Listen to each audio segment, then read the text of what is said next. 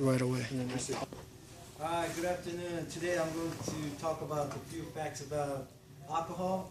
The end of my speech, my goal is to persuade my listeners to drink alcohol moderately. Alcohol is known to be a deadly substance. Alcohol-related deaths are the leading cause of deaths in the country each year. Alcohol-related incidents could be avoided if people would drink responsibly. Today we'll discuss about three main points.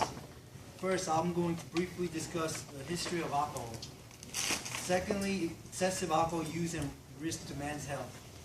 And lastly, excessive alcohol use and risk to women's health. Okay.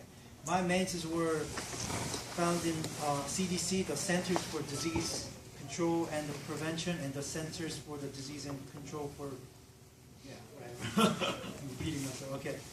So first, I'm going to talk about the history of alcohol. To be able to understand alcohol, we have to know the origins and history of alcohol.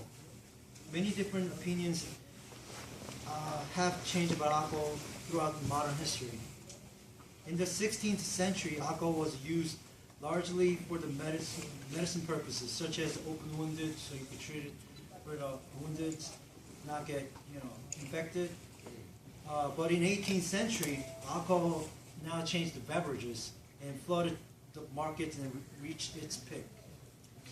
And in 19th century, there was change in attitudes and began promoting the moderate use of alcohol, which ultimately led to prohibition of alcohol.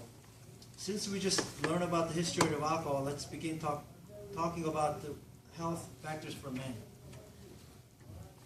Excessive alcohol use and risks to men's health. It increases the chance of a bad cold because alcohol strips of one's body of vitamin C's, making one more exposed to virus. Also, men are more likely to commit suicide than women, and more likely to have been drinking prior to committing suicide.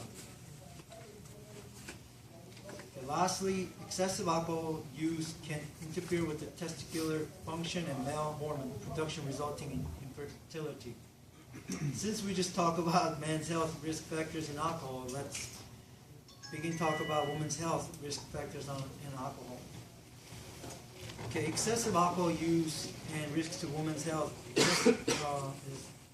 It may disrupt menstrual cycling and increase the risk of infertility and miscarriage. Research suggests that women are more vulnerable than men to the brain-damaging effect of alcohol. Okay. And that's the end of my presentation.